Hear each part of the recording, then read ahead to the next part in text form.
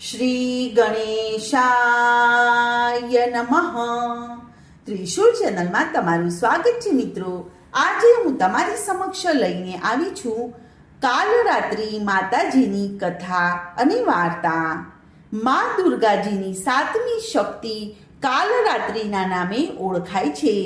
તેમનો રંગ ગાઢ અંધકારની જેમ એકદમ કાળો છે. માથાના વાળ વિખરાયેલા છે. ગળામાં વિદ્યુતની જેમ લટકતી માળા છે અને 3 આંખ છે. આ ત્રણેય નેત્ર બ્રહ્માંડની જેમ ગોળ છે. તેમાંથી વીજળી જેવા ચમકારા થતા રહે છે. તેમની નાસિકાઓમાંથી શ્વાસોશ્વાસમાં અગ્નિની જ્વાળાઓ નીકળતી રહે છે. તેમનું વાહન ગંધર્વ છે. ઉપરના જમણા હાથની ભુજામાં વર મુદ્રાથી સર્વને વર પ્રદાન કરે છે. જમણી બાજુનો નીચેનો હાથ અભય મુદ્રામાં છે. ડાબી બાજુના ઉપરના હાથમાં લોખંડનો કાંઠો તથા તો નીચેના હાથમાં ખડગ રહેલા છે. મા કાલરાત્રિનું સ્વરૂપ જોવામાં અતિ ભયાનક રહેલું છે, પરંતુ તે કાયમ શુભ ફળ આપનારા માતાજી છે. એ જ કારણે તેમનું એક નામ શુંભ કરી પણ પડેલું છે. માટે ભક્તોએ કોઈ પણ રીતે ભયભીત થવાની આવશ્યકતા નથી.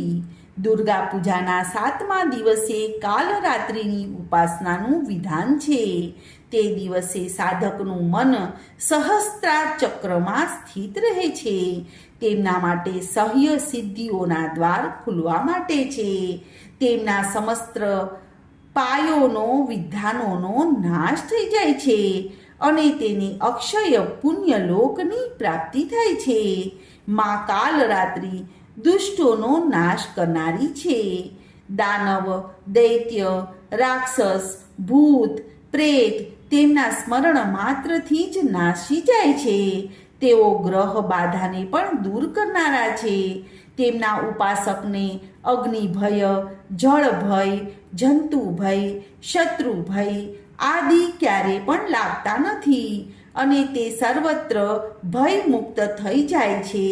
મા કાલરાત્રિ સ્વરૂપને પોતાના હૃદયમાં સ્થિત કરીને એમની ઉપાસના કરવી જોઈએ.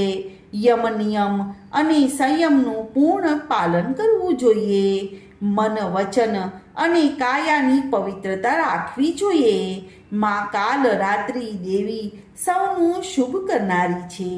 તેમની ઉપાસનાથી થતા લાભોની ગણતરી કરી શકાતી નથી. તો મિત્રો, આ હતી કાલરાત્રિ માતાજીની કથા. તો આજની આ કથાને હું અહીં વિરામ આપું છું. કાલે ફરીથી આવીશ મહાગૌરી માતાજીની કથા લઈને. ત્યાં સુધી બધાને મારા જય શ્રી કૃષ્ણ. ધન્યવાદ.